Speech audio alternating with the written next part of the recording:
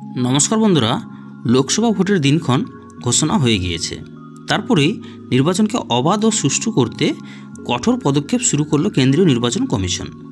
আজকে 18ই মার্চ বাংলাসহ ভারতের বেশ কয়েকটি রাজ্যে বড়সড় কিছু প্রশাসনিক বদল করল নির্বাচন কমিশন।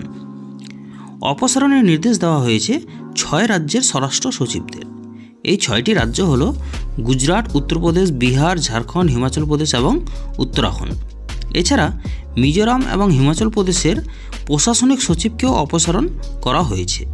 সেই সঙ্গে অপসারণের নির্দেশ দেওয়া হয়েছে পশ্চিমবঙ্গ পুলিশের ডিজিপি রাজীব কুমারকেও। বৃহৎ মুম্বাই পৌর কর্পোরেশনের কমিশনার ইকবাল সিং চাহাল এবং অতিরিক্ত কমিশনার ও ডেপুটি কমিশনারদেরও সরিয়ে দিয়েছে নির্বাচন কমিশন। ভোট ঘোষণার সময়েই প্রধান নির্বাচন কমিশনার রাজীব কুমার স্পষ্ট জানিয়ে দিয়েছিলেন, নির্বাচনকে শান্তিপূর্ণ করতে কঠোর পদক্ষেপ গ্রহণ করা হবে। ভোট ঘোষণার 1 মাস আগেই কমিশন প্রতিটি রাজ্যের প্রশাসনের কাছে একটি নির্দেশিকা পাঠিয়েছিল। সেই নির্দেশিকায় বলা হয়েছিল, একটানা 3 বছর বা তার বেশি সময় ধরে কোনো একটি নির্দিষ্ট পদে আছেন যে আধিকারিকরা, ভোটের আগে তাদের সেই পদ থেকে সরিয়ে দিতে হবে। ভোট ঘোষণার পরেই সেই লক্ষ্যে কাজ করা শুরু করে দিল নির্বাচন কমিশন। সূত্রের খবর, নির্বাচন কমিশনের পক্ষ থেকে এই প্রশাসনিক অদলবদল একটা ধারাবাহিক ঘটনা। অর্থাৎ এখানেই আধিকারিকদের অপসারণ করা শেষ হচ্ছে না, বরং বলা যেতে পারে কেবল শুরু হলো।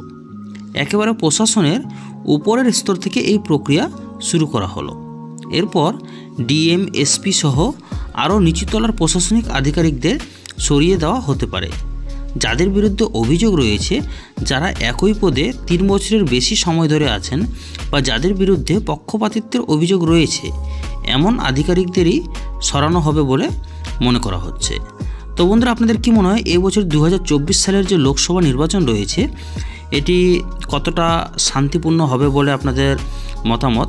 কেননা বিগত দিনের ইতিহাস যদি দেখি, তাহলে বাংলায় বিশেষত পঞ্চায়েত নির্বাচনের রেকর্ড খুবই খারাপ। তবে 2019 সালের যে লোকসভা নির্বাচন, সেখানে কিন্তু যথেষ্ট কঠোর পদক্ষেপ গ্রহণ করেছিলেন কেন্দ্রীয় নির্বাচন কমিশন।